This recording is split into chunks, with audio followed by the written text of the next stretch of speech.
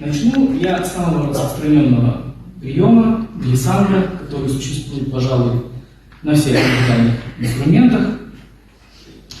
Глиссандр переводится с итальянского как скольжение, это, по сути, плавный переход от одного звука к другому через все лежащие между ними звуки. Продемонстрирую я его с помощью пьесы Виктора Козлова «С неба звездочка упала», где глиссандр изображает падающую звезду.